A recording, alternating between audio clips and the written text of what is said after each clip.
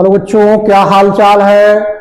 बच्चों आज हम फिजिक्स में 11th फिजिक्स में पढ़ेंगे जो एनसीईआरटी 11th फिजिक्स में है, टाइप ऑफ फ्रिक्शंस। क्या पढ़ेंगे बच्चों? जैसे ब्लैक बोर्ड में, आप व्हाइट बोर्ड में दिख रहा है, टाइप ऑफ फ्रिक्शन के बारे में बच्चों आज हम देखेंगे। हमने बच्चों पढ़ा था फ्रिक्शन के बारे में कि फ्रिक्शन कैसे वर्क करता था, हमने पिछले वीडियो में आपको समझाया। उसी का आज हम लोग टाइप पढ़ेंगे कि कितने टाइप के फ्रिक्शंस होते हैं बच्चों। तो जो फ्रिक्शन टाइप्स है आइए देखते हैं। टाइप ऑफ फ्रिक्शंस में देखते हैं बच्चों, हमारा जो फ्रिक्शन कितने प्रकार का है उसकी बात हम करेंगे। टाइप ऑफ फ्रिक्शन में नंबर 1 बच्चों दिया गया है एक्सटर्नल फ्रिक्शन। एक्सटर्नल फ्रिक्शन का मतलब होता है it's develop between contact surface of the body. मतलब किसी बॉडी के कॉन्टेक्ट, जैसे ऐसे बच्चों दिया हुआ कोई बॉडी, इस बॉडी के कॉन्टेक्ट में जब कोई फ्रिक्शन लगता है उस फ्रिक्शन की बात यहां पर हो रही है। किसकी फ्रिक्शन की बात हो रही है? किसी बॉडी के एक्सटर्नल पर यहां पर लगा हुआ बच्चों, उस बॉडी के कांटेक्ट की बात होगी एक्सटर्नल फ्रिक्शन। यानी यह कहां डेवलप होगा बच्चों? Between contact surface of the bodies, यानी बॉडीज के कांटेक्ट पे उत्पन्न होगा। एक ये हो जाएगा बच्चों फ्रिक्शन। दूसरा फ्रिक्शन हो जाएगा इंटरनल फ्रिक्शन। ये क्या होता है इसके बारे में सोचेंगे कि ये फ्रिक्शन क्या होता है बच्चों। ये फ्रिक्शन है it develops between the contact layer.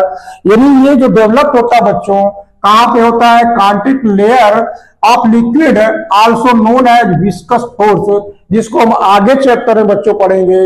Viscous force यानी जो कांटेक्ट लेयर होगा, कोई लिक्विड ऐसे बना है बच्चों, उस लिक्विड के कांटेक्ट में जो फ्रिक्शन होगा उस फ्रिक्शन की बात हम यहां पर करेंगे। उस फ्रिक्शन को हम लोग बोलेंगे विस्कस फोर्स भी बोल सकते हैं, यानी इस इंटरनल फ्रिक्शन। तो यहां पर हम बच्चों इसी के जिक्र करेंगे। एक्सटर्नल फिर हमारा क्या क्या बटेगा? एक्सटर्नल बच्चों यहां पर देखिए 3 भाग में बटेगा। स्टैटिक फ्रिक्शन, लिमिटिंग फ्रिक्शन और स्लाइडिंग फ्रिक्शन, जिसको हम काइनेटिक्स फ्रिक्शन बोलेंगे। तब यहां पर क्या जानेंगे बच्चों कि इस एक्सटर्नल फ्रिक्शन का भी 2 भाग होंगे, 3 भाग। स्टैटिक फ्रिक्शन, लिमिटिंग फ्रिक्शन और स्लाइडिंग फ्रिक्शन। अब इसके अगले क्रम में हम इसको समझेंगे बच्चों कि स्टैटिक फ्रिक्शन क्या होता है।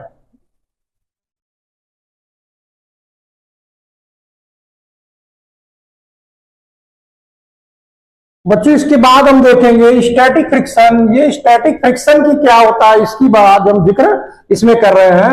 Numerical value of the static friction. अगर न्यूमेरिकल वैल्यू की बात करें static friction is equal to external force. किसके बराबर रहेगा बच्चों? एक्सटर्नल फोर्स के बराबर रहेगा। जो हमारा स्टैटिक फ्रिक्शन रहेगा बच्चों, स्टैटिक फ्रिक्शन की हम बात करेंगे।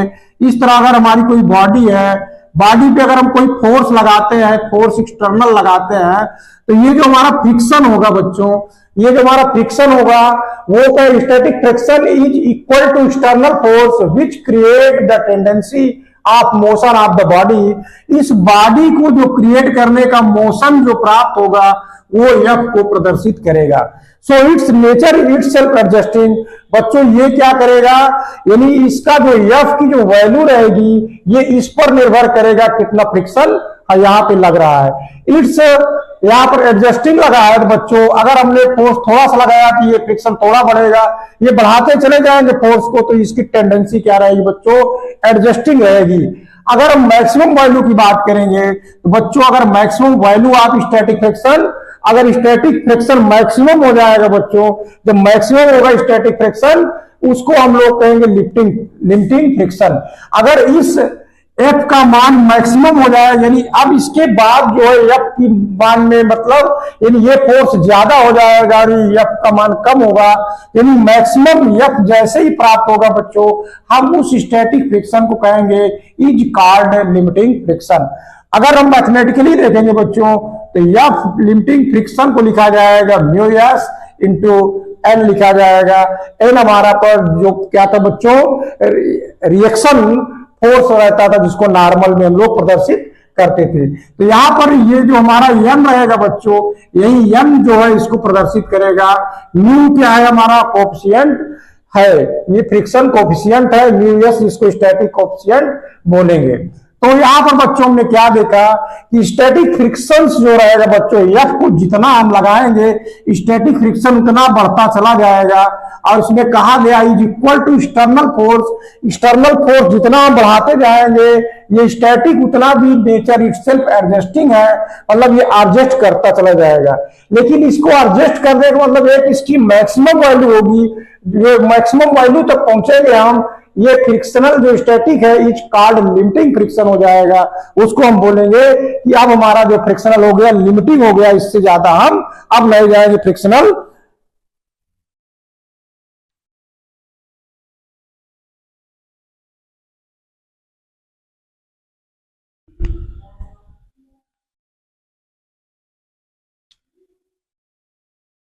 देखेंगे बच्चों limiting friction the magnitude of force. देखिए बच्चों फिर से, limiting friction the magnitude of the force of limiting friction between any two bodies in contact in directly proportional to the normal reaction between them। बच्चों हमने क्या देखा कि two bodies जब एक दूसरे के ऊपर रखी गई ऐसे, तो जो नॉर्मल रिएक्शन रहता है उसके डायरेक्टली प्रोपोर्शनल रहेगा। एफ का मान क्या रहेगा बच्चों, एफ का मान जो रहेगा बच्चों वो नॉर्मल के डायरेक्टली प्रोपोर्शनल रहेगा। इसी को लिमिटिंग फ्रिक्शन हम लोग कहते हैं। डायरेक्शन ऑफ द फोर्स, इसका डायरेक्शन क्या होगा बच्चों, इसका डायरेक्शन की बात करेंगे, अगर फोर्स हमारा इधर लग रहा है तो फ्रिक्शन का जो डायरेक्शन जस्ट उसके अपोजिट होगा। तो direction of the force limiting friction is always opposing the direction. किसके अपोजिंग रहेगा, जिधर हम फोर्स लगा रहे हैं उसके जस्ट अपोजिट में ये हमारा लगेगा, यानी फोर्स के अपोजिट में ये डायरेक्शन रहेगा। The force is limiting friction independent of the apparent contact area, इसके कांटेक्ट एरिया में जो रहेगा उस पर निर्भर नहीं करेगा। ये बच्चों टू बॉडीज का जो कांटेक्ट एरिया रहेगा वो कहा जाएगा कि जो नॉर्मल हमारा जितना कांटेक्ट पे है उस पर रहेगा। तो नॉर्मल कांटेक्ट सेम एज रहेगा, यानी सेम एज होने का मतलब है कि जो लिमिटिंग फोर्स है independent of the apparent contact area. Limiting friction between the two bodies, ये इसका हम कॉन्सेप्ट क्लियर करा रहे हैं बच्चों। ये जो ऑब्जेक्टिव टाइप्स क्वेश्चंस आते हैं बच्चों ये आपको पता होना चाहिए, नहीं ऑब्जेक्टिव में हमारा सवाल तुरंत गलत हो जाता है। इसलिए बच्चों बेसिक कॉन्सेप्ट को जरूर पढ़ें और उसको ध्यान से देखें।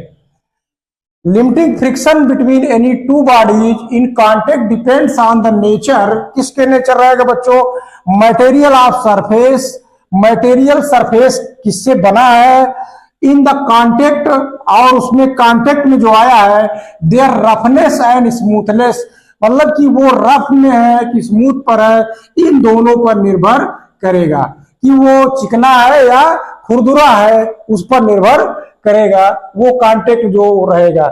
It's value is more than other type of friction force, जितने भी फ्रिक्शन फोर्स है बच्चों लिमिटिंग फ्रिक्शन सबसे ज्यादा होता है, लिमिटिंग फ्रिक्शन सबसे ज्यादा होता है। इसका मतलब हम कह सकते हैं कि एफ जो हमारा होगा बच्चों, क्या लिख सकते हैं हम, एफ को हम लिख सकते हैं बच्चों, F limiting is greater than F static is greater than F जो है हम लिख सकते हैं काइनेमेटिक्स को लिख सकते हैं, एफ के को हम लिख सकते हैं। यानी जितने भी other types of friction force रहेंगे बच्चों उन सब में इसका मैथमेटिकल्स वैल्यू यानी नंबर्स वैल्यू सबसे ज्यादा इसका रहेगा। इसकी बात हम यहां पर समझते हैं।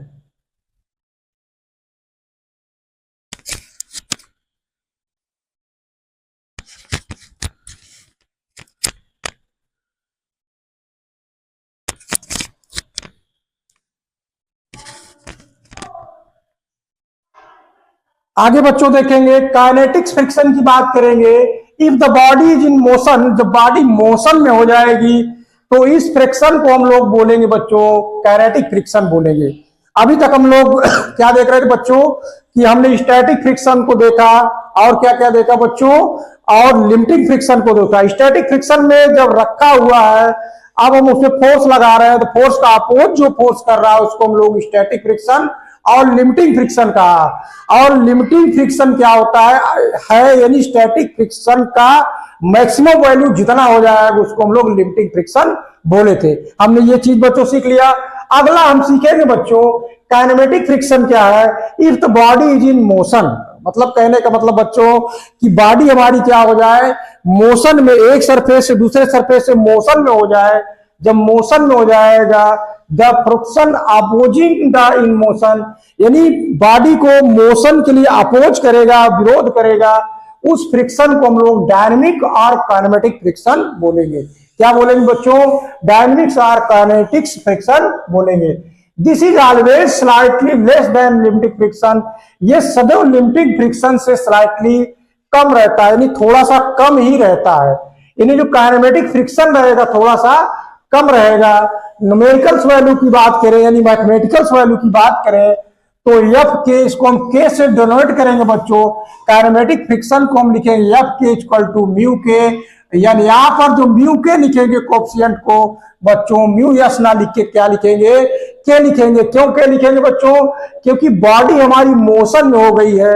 जब मोशन में होगी तो हम यहाँ पर क्या लिखेंगे बच्चों? म्यू के का प्रयोग करेंगे। तो यहां पर हम एफ के इक्वल टू म्यू के इस तरह हम जो है डिनोट कर सकते हैं।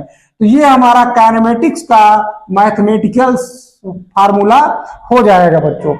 अब variation of the friction force की बात करें तो यहां पर अगर हम किसी बॉडी में जब फोर्स अप्लाइड करते हैं बच्चों, जैसे हमने फोर्स लगाया तो फ्रिक्शन बढ़ता गया बढ़ता गया बढ़ता गया, लेकिन जैसे ही मैक्सिमम वैल्यू हुआ, मैक्सिमम वैल्यू किसका हुआ बच्चों? स्टैटिक फोर्स का मैक्सिमम वैल्यू हुआ। किसका हुआ बच्चों? स्टैटिक फोर्स का जो है,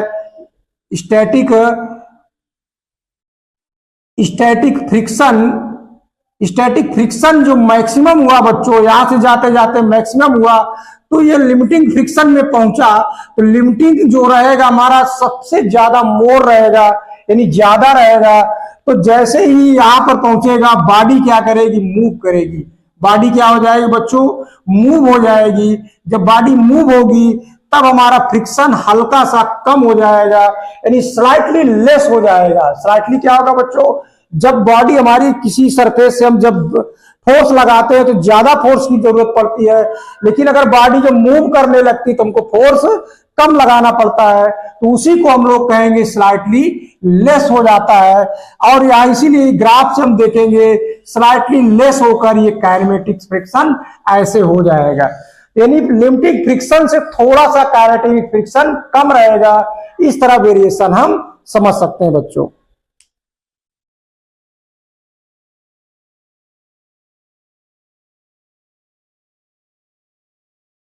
बच्चों अगले क्रम में देखते हैं इसमें कि फ्रिक्शन के बारे में आगे हम बढ़ते हैं। Angle of friction, angle of friction क्या होगा बच्चों, इसकी हम बात करते हैं। The angle of the which the resultant of the force limiting friction, इस डायग्राम से समझते हैं बच्चों। एंगल ऑफ द फ्रिक्शन क्या होगा? हमारा नॉर्मल और फ्रिक्शन का जो रिजल्टेंट होगा वही हमारा एंगल ऑफ फ्रिक्शन कहलाएगा। The angle of which the resultant of the force limiting friction, जो लिमिटिंग फ्रिक्शन हमारा एफ होगा बच्चों, एंड नॉर्मल रिएक्शन, जो नॉर्मल रिएक्शन रहेगा। अगर कोई बॉडी इस तरह रखी हुई है तो नॉर्मल रिएक्शन ऊपर रहेगा अपवर्ड में, और mg जो w हमारा रहेगा बच्चों डाउनवर्ड में लगेगा, और फ्रिक्शन फोर्स हमारा सदैव इधर लगेगा अगर हम फोर्स को इधर अप्लाइड करते हैं, फोर्स को इधर अप्लाइड करते हैं। इतना क्लियर हो रही बात? अब यहां पर जो कह रहा है कि एंगल क्या बनेगा, तो एंगल जो बनेगा फ्रिक्शन का वो रिजल्टेंट किसका होगा? नॉर्मल का और फ्रिक्शन, लिमिटिंग फ्रिक्शन का जो रहेगा उनका जो रिजल्टेंट रहेगा, limiting friction and normal reaction का जो मेक एंगल रहेगा नॉर्मल रिएक्शन कहलाएगा। वो भी नॉर्मल से बनेगा, तब जितना एंगल नॉर्मल से रहेगा वही हमारा डायरेक्शन ऑफ फ्रिक्शन कहलाएगा। इतनी बात क्लियर हुई बच्चों? अब मैथमेटिकली देखें हम बच्चों, इसको अगर हम tan अल्फा मान लें यहां से डैश मानकर, तो ये जो एफ यहां पर आ जाएगा, इसको डैश डैश यहां पर खींच देते हैं तो एफ हमारा यहां आ जाएगा। तो tan alpha equal to F upon N लिख सकते हैं। पीछे हमने पढ़ा है बच्चों कि F equal to mu N होता है। अगर यहाँ पर हम एन को इधर कर लें तो एफ अपान एन बराबर म्यू हो जाएगा, यानी इसके बराबर हम म्यू लिख सकते हैं। यानी अल्फा का मान हम प्राप्त होगा बच्चों tan इनवर्स म्यू लिख सकते हैं। ये हमारा जो है क्या आ जाएगा बच्चों, एंगल ऑफ फ्रिक्शन लेमडा अगर हम एंगल मानते हैं तो tan इनवर्स म्यू होगा। म्यू का मान हम यहां इस तरह पता हो तो हम एंगल पता कर सकते हैं।